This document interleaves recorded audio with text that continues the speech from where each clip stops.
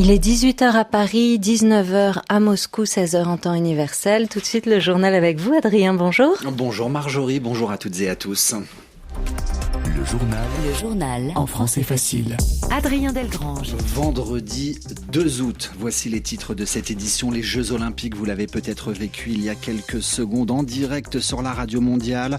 La victoire du judoka français Teddy Riner, médaillé d'or, et nous en reparlerons juste après ce journal. L'actualité internationale dominée également par la libération de ces prisonniers, fruit d'un accord tenu secret pendant de longs jours. Ils sont arrivés au petit matin aux États-Unis et en Russie lors de cet échange historique. Et puis la guerre au Proche-Orient, les autorités françaises appellent les Français qui sont encore en Iran à quitter le pays le plus tôt possible. Voilà pour les titres, soyez les bienvenus. Le journal en français facile. Revenons sur cet échange de prisonniers. Pour commencer ce journal, plusieurs prisonniers américains et russes ont été libérés hier, jeudi 1er août. Les ex-détenus sont arrivés ce vendredi matin dans leurs pays respectifs, les États-Unis et la Russie. Parmi les prisonniers américains, on retrouve notamment le journaliste Evan Gershkovich qui a retrouvé la liberté, tout comme l'ancien soldat, le marine Paul Whelan. Ils font partie des 24 prisonniers libérés sur un accord entre les États-Unis et la Russie. Marine Lebègue, bonjour. Bonjour Adrien. En pleine campagne électorale aux États-Unis, c'est ce qu'on appelle un gros coup diplomatique pour Joe Biden, et ce à quelques mois de la fin de son mandat. Oui, alors que le monde entier commentait son âge et ses bourdes à répétition, Joe Biden négociait l'échange de prisonniers le plus important depuis la fin de la guerre froide. Voilà le message que veut faire passer l'équipe du président depuis hier. Un accord qui, selon la Maison-Blanche, a été scellé le même jour que l'annonce du retrait de la candidature de Joe Biden. Une occasion en or de montrer qu'il est encore capable de diriger le pays. Bonjour tout le monde, vous m'entendez ? C'est Joe Biden. La Maison-Blanche ne s'est pas privée de le mettre en scène au téléphone, appelant les prisonniers libérés. Je vais bien, mais pas autant que vos familles qui sont ici avec moi dans le bureau ovale. On voulait juste vous dire à quel point on est bouleversés. Vous avez été injustement détenus pendant trop longtemps. On est soulagés de vous savoir à la maison. Des facultés diplomatiques saluées également par sa vice-présidente Kamala Harris. Je suis reconnaissante envers notre président pour tout ce qu'il a fait pour rassembler les alliés. Tout cela témoigne de l'importance d'avoir un président qui comprend le pouvoir de la diplomatie. Une critique à peine voilée du bilan diplomatique de Donald Trump. Marine Lebègue. Et puis côté républicain, l'ancien président américain Donald Trump n'a pas tardé à réagir. Il a vivement critiqué l'échange de prisonniers conclu entre la Russie et les Occidentaux, le qualifiant de victoire pour Vladimir Poutine. Les Russes ont fait une bonne affaire, a-t-il déclaré. Cette bonne affaire est un accord terrible. Cet accord va conduire à un nombre considérable d'enlèvements, prévient Donald Trump. RFI à Paris, 18h04. Être médiateur, jouer les intermédiaires pour tenter de résoudre un conflit. Depuis quelque temps, le Qatar, ce pays du Moyen-Orient, s'est fait une spécialité dans la médiation, notamment entre Israël et le Hamas, en guerre depuis près de 10 mois. Oriane Verdier, bonjour. Bonjour. Depuis la mort, il y a 2 jours, du chef du Hamas, Ismaël Haniyeh. Ismaël Haniyeh a d'ailleurs été enterré ce matin au Qatar, pays où il avait décidé d'habiter. Oriane, avec sa mort, le rôle de médiateur du Qatar pourrait être remis en question. Comment une médiation peut-elle réussir lorsqu'une partie assassine le négociateur de l'autre partie ? Le tweet du Premier ministre qatarien, quelques heures après l'annonce de la mort d'Ismaël Haniyeh en Iran.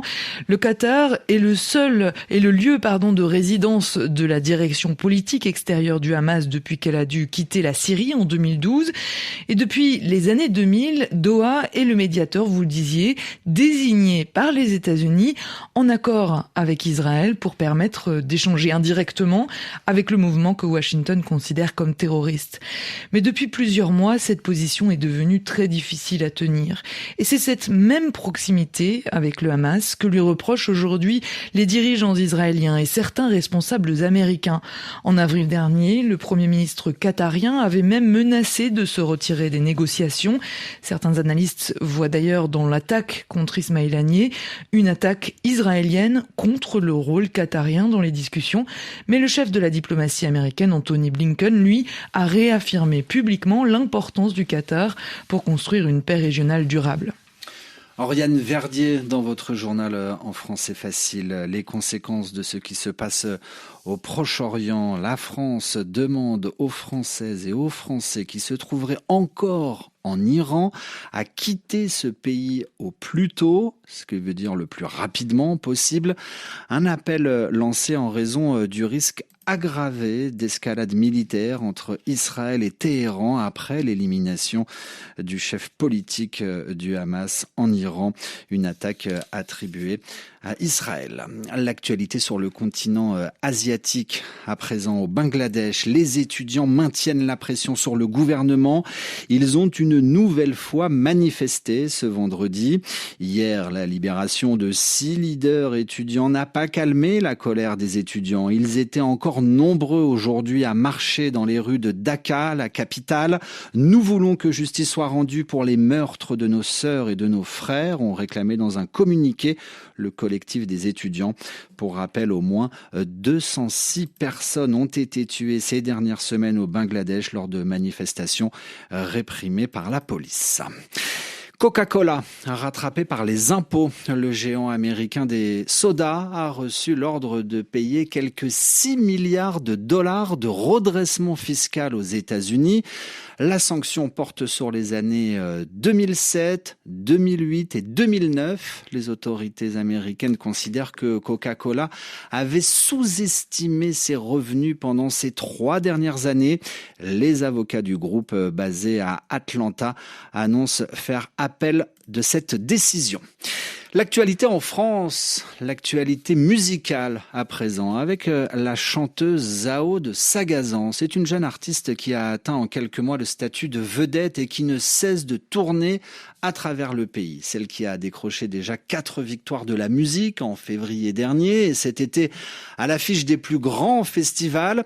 Elle sera notamment ce soir sur la scène du Pont du Roc en Bretagne ou encore demain au festival du Bout du Monde sur la presqu'île de Crozon, toujours en Bretagne. Avec vous, Edmond Sadaka, retour sur ce phénomène qui a su mêler la chanson à texte aux sonorités électro. Il fait toujours beau au-dessus des nuages, mais moi si j'étais un oiseau. C'est sur scène que Zao de Sagazan donne le meilleur d'elle-même. Avec beaucoup de justesse, elle passe des murmures aux cris et semble s'amuser en se racontant de façon intime. J'adore rencontrer les gens, j'adore faire des concerts, j'adore chanter, donc c'est quand même un endroit où je me sens très bien. Dès sa plus tendre enfance, elle ne savait pas parler autrement. Cette passionnée de musique électronique dit avoir été influencée très tôt par quelques icônes de la chanson, à commencer par Jacques Brel. L'écouter m'a donné envie de raconter des histoires et il m'a ouvert une porte dans la liberté de chanter un peu ce que j'ai envie, de la manière dont j'ai envie. Il est tellement libre qu'il me donne envie de l'être moi aussi. L'amour qui fait tomber les cheveux, l'amour qui nous bande les yeux, l'amour vendu aux plus sensibles par des putains de vicieux. En mai dernier, Zao de Sagazan avait illuminé la cérémonie d'ouverture du Festival de Cannes en réinventant Modern Love de David Bowie. Quelques jours après cette interprétation en direct, elle a sorti le titre sur les plateformes musicales.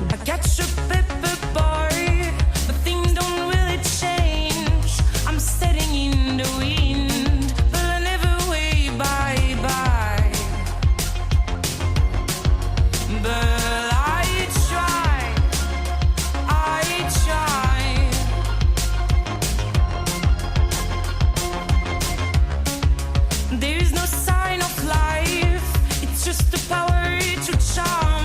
I'm lying in the rain.